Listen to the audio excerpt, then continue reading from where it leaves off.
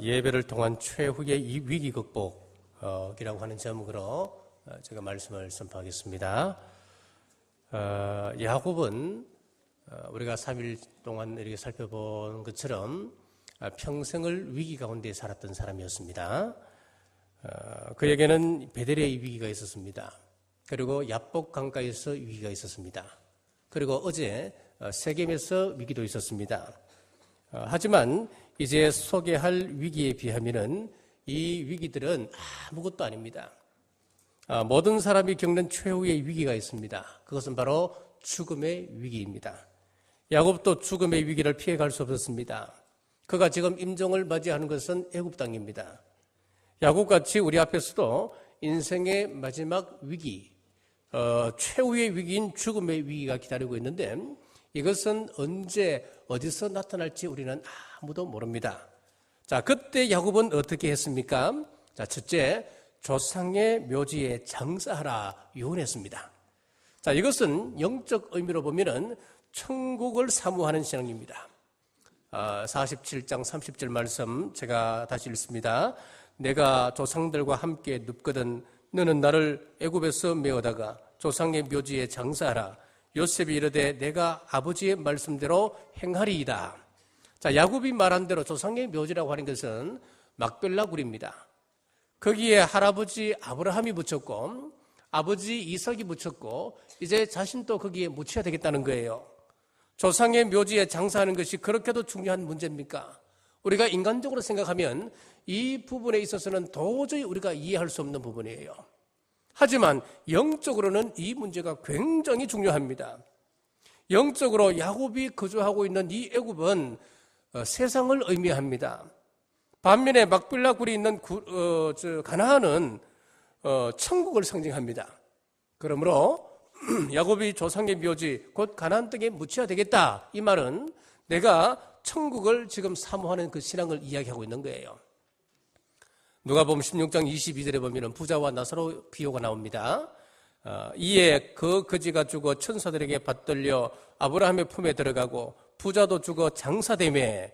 자, 이 말씀에서 천국은 아브라함 품으로 묘사되어 있습니다. 그렇다면 야곱이 아브라함이 묻혀 있는 그 묘지에 장사되기를 그토록 원하는 것은 내가 할아버지 아브라함 품에 들어갑니다. 여러분 이제 명확해지는 거예요. 야곱이 조상의 묘지에 장사되는 것은 아브라함 품에 들어가는 겁니다. 다른 말로 하면 천국에 들어가는 것을 의미하는 겁니다. 이런 천국 신앙은 인생의 최대 위기인 죽음의 위기까지 극복하게 됩니다. 자, 그런데 천국에 신앙이 없는 사람들의 죽음은 참 두려움입니다.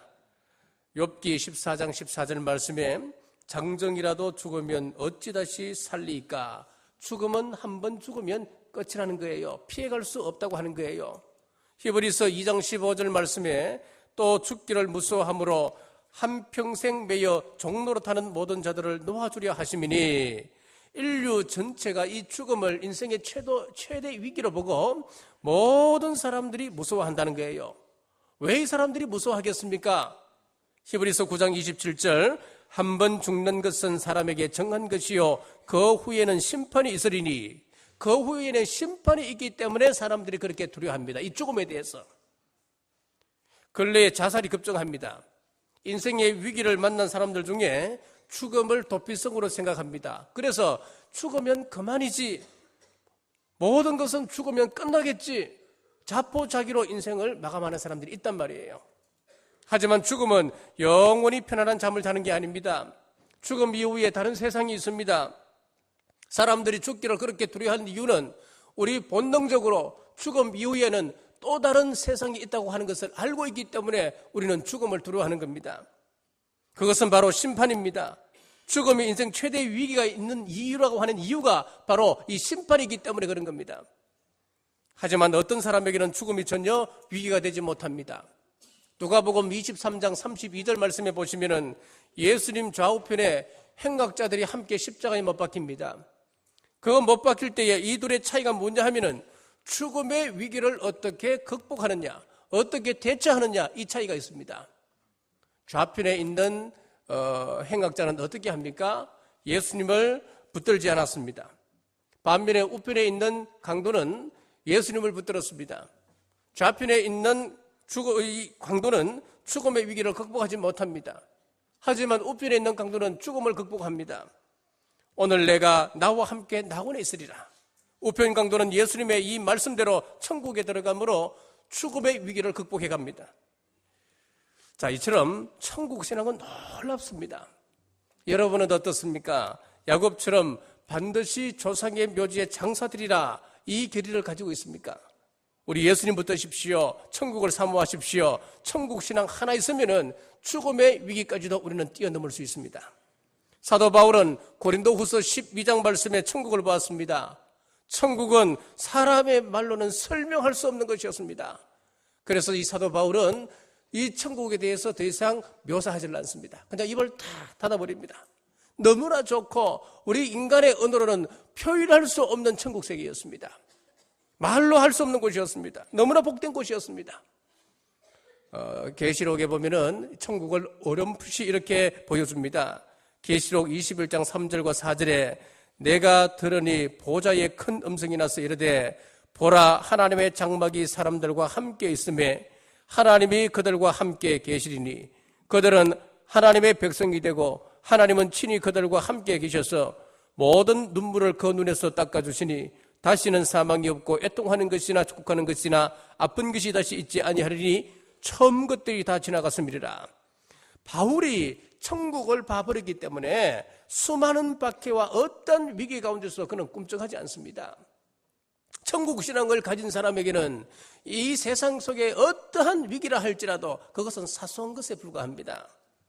사랑하는 성도 여러분, 야곱처럼 천국을 사모하셔서 죽음의 위기는 물론이고 이 땅에서 모든 위기를 극복해 나가는 여러분 되시길 주님의 이름으로 축복합니다. 두 번째는 침상머리에서 경배했습니다. 31절 말씀입니다. 야곱이 또 이르되 내게 맹세하라 하매 그가 맹세하니 이스라엘이 침상머리에서 하나님께 경배하니라.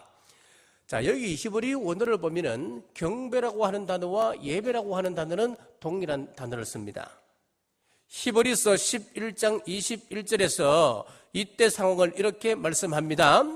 믿음으로 야곱은 죽을 때에 요셉의 각 아들에게 축복하고 그 지팡이 머리에 의지하여 경배하였으며, 지금 오늘 야곱이 마지막 죽을 때에 기록했던 그 기사가 히브리서 11장에도 동일하게 그렇게 기록되어 있습니다. 자, 우리 히브리서 11장을 믿음장이라고 그렇게 이야기하죠. 그래서 믿음의 영웅들 이야기, 그 믿음의 그 좋은 본을 보인 사람들의 이야기가 히브리서 11장에 등장을 하고 있는데 그중 한 사람이 야곱입니다. 야곱에 대해서 히브리서 11장에 어떻게 야곱을 소개하고 있느냐? 여러분, 이 야곱은 오늘 21장, 그 히브리서 11장 21절 이 한 구절밖에 없습니다. 이 야곱에 대해서 소개하는 것이. 야곱에 관한 기록이 얼마나 다양하게 많습니까? 야곱이 얼마나 파란반장한 삶을 살았습니까? 야곱이 가장 드라마틱한 삶을 살았던 구약의 인물 중에 이 야곱이 가장 탑입니다. 그렇지 않습니까? 그런데 그런 다양한 그런 이야기들을 기록하지 아니하고 이 야곱에 대해서 히브리서 기자가 단 한 줄로 요약하여 기록하기를 뭐라고 기록하느냐? 죽을 때에 그 지팡이 머리에 의지하여 하나님께 경배하였다. 요 한 줄로 딱 그냥 요약해버리는 거예요. 야곱이 침상머리에서 경배한 것은 무슨 이야기입니까? 바로 예배신앙을 이야기합니다. 야곱은 죽기 직전에 기력이 하나도 없을 때에도 지팡이를 의지하고 비틀비틀거리며 자리에 일어나서 그런 예배하며 죽어갔습니다. 야곱이 일생에 거쳐서 가장 잘한 것이 있다고 한다면 바로 예배입니다. 야곱은 인격적으로 보면은 사람이 형편없는 사람이지 않습니까? 그가 형을 속이지 않습니까? 아버지를 속입니다. 외삼촌을 속입니다. 그는 한평생을 보면은 일생을 그가 어떻게 살아갑니까? 그냥 속이는 사람이었습니다. 사기꾼 같은 그런 삶을 살았단 말이에요. 자, 그런 야곱이라 할지라도 그가 예배만큼은 놓지 않았고 그것이 하나님께서 야곱에게 애정을 갖는 이유가 되었습니다, 여러분. 야곱은 위기 때마다 예배신앙을 붙들었습니다. 이제 죽음을 앞에 두고 지팡이를 의지하여서 침상머리에서 하나님께 경배했습니다. 인생의 최대인 죽음의 위기를 맞았어도 그는 예배신앙을 붙들었습니다. 여러분은 어떤 죽음을 바라십니까? 야곱처럼 죽음을 앞에 두고 마지막 남은 기력을 다하여서 침상머리에서 지팡이 머리에 의지하여 예배했던 그 야곱처럼 여러분들도 예배하다가 우리 주님 품에 안기는 그런 여러분 되시길 주의 이름으로 축복합니다. 자, 우리 다니엘서 12장 13절 말씀에 보면은 너는 가서 마지막을 기다리라. 이는 내가 평안히 쉬다가 끝날에는 내 몫을 누릴 것임이니라. 여기서 마지막이라고 하는 것은 바로 죽음을 이야기합니다. 야곱처럼 천국신앙, 예배신앙을 굳게 붙드는 자들에게 죽음은 평안히 쉬는 것이다, 그렇게 말씀하고 있습니다. 그리고 끝날에는 내 몫을 누릴 것이다, 그렇게 말씀하고 있는데, 이 말은 무슨 말이냐면은 천국에서 영광을 누리게 될 것을 말씀하고 있습니다. 여러분은 어떤 위기를 만났습니까? 개인적인 위기를 만났습니까? 그렇다면 모든 염려를 뒤로 하시고 최우선적으로 하나님 앞에 예배드리십시오. 여러분 가정의 위기를 만났습니까? 여러분 자녀가 지금 위기 가운데 겪고 있습니까? 그렇다면 모든 염려를 뒤로 하시고 최우선적으로 하나님 앞에 예배드리십시오. 이 민족이 위기를 만났습니까? 한국의 교회가 위기를 만났습니까? 모든 염려 뒤로 하시고 최우선적으로 하나님 앞에 예배드리십시오. 여러분들이 지금 죽음이라고 하는 최고의 위기를 지금 지나고 있습니까? 모든 염려 뒤로 하시고 최우선적으로 하나님 앞에 예배드리십시오. 이것이 성경이 말씀하고 있는 위기 극복책입니다. 야곱이 죽음의 위기를 예배신앙으로 극복했다면 그 진리는 지금 저와 여러분에게도 동일하게 해당되는 진리입니다. 오늘 야곱에서 인생의 마지막 위기인 죽음의 위기 앞에서 야곱처럼 천국신앙으로 무장하고 죽으면서까지 지팡이 머리에 의지하여 하나님께 경배하는 철통 같은 예배신앙을 붙잡고 우리 앞에 놓인 수많은 위기들, 나아가서 인생 최대의 위기인 죽음의 위기, 죽음 이후에는 반드시 심판이 있다고 그랬습니다. 심판의 그 위기를 뛰어넘는 우리 남북의 온 성도들 되시길 주님의 이름으로 축복합니다. 한 사람도 지옥 가서는 안 됩니다. 지옥은 반드시 있습니다. 교황이 그런 이야기를 했다고 이야기했지 않습니까? 교황이 이야기하기를 지옥은 없다 그랬습니다. 요즘은 가톨릭은 지옥은 없다 그럽니다. 여러분, 성경은 이야기합니다. 지옥은 반드시 있다고 말씀합니다. 지옥은 가톨릭에서는 그렇게 이야기합니다. 지옥 이야기를 하지 아니하면은 사람들이 경각심이 없어서 이 세상에 도덕이 무너지고 질서가 무너진다.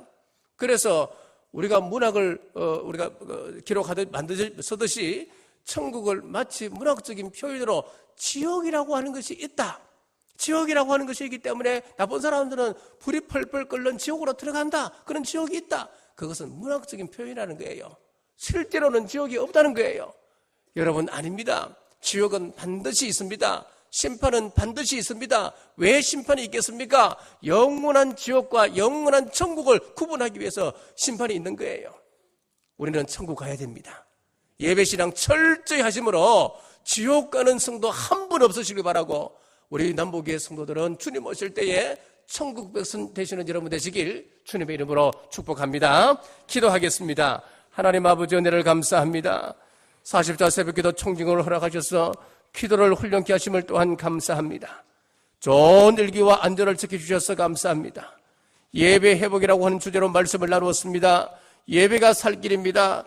예배가 인생 최대의 위기인 죽음까지 극복케 합니다. 예배를 생활화하여서 어떤 어려움이 와도 성립케 하여 주시옵소서.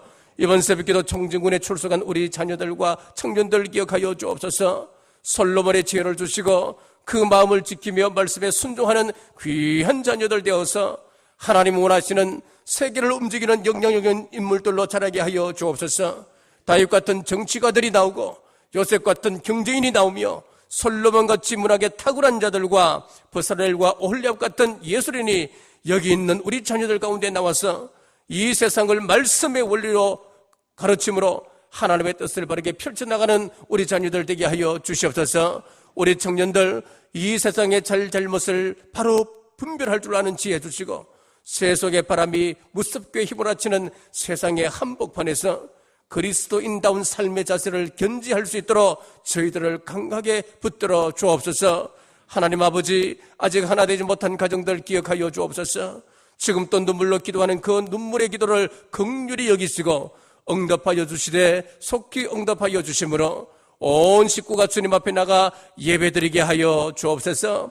이 나라의 영계가 혼탁합니다. 종교다원주의가 판칩니다. 우리 하나님의 군사들이 영적 전쟁에서 승리하도록 성령의 전신갑주를 취하게 하여 주옵소서. 사탄의 견고한 진을 파는 강한 힘을 우리 성령님 남북교회 온 성도들에게 허락하여 주옵소서.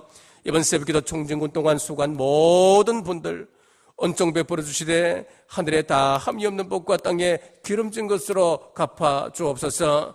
특별히 주님 앞에 받은 은혜를 감사하며 시간 예물 봉헌합니다. 이 예물을 기뻐 받으시옵소서. 이 예물은 발리 선교센터 건축에 사용되어집니다. 선교에 동참하는 온 성도들에게 더 큰 감사와 기쁨이 넘치게 하시옵고 물질에도 궁핍함이 없이 넉넉함을 허락하여 주시옵소서. 이 시간 마태복음 10장 기도합니다. 마태복음 10장 7절 말씀, 우리 경주 남북교회 온 성도들 천국 가게 하여 주옵소서. 마태복음 10장 8절 말씀, 천국 가는 그날까지 우리 남북의 온 성도들 건강을 허락하여 주옵소서. 질병으로 고통 가운데 있는 환우들 기억하옵소서. 성령님 이 시간 치유의 강소로 임하여 주옵소서. 이 시간 부족한 종기 말씀 의지하여 선포합니다. 연약한 부분은 강하게 될지어다. 강하게 될지어다. 사랑하는 자여 내 영혼이 잘된 같이 범사가 잘되고 강건할지어다. 강건할지어다. 마태복음 10장 12절 말씀 기도합니다.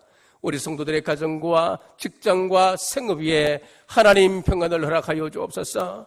우리 자녀들과 부부 문제 하나님 평안할지어다. 평안을 허락하여 주옵소서. 이 모든 말씀 우리의 믿음대로 될지어다. 지금은 우리 주 예수 그리스도의 은혜와 우리 하나님 아버지의 무한하신 사랑과 성령님의 감동감화 요로교통 충만하심이 이곳에 함께한 주의 온 권속들 머리 위에 지금부터 영원토록 함께하시길 간절히 축원하옵나이다.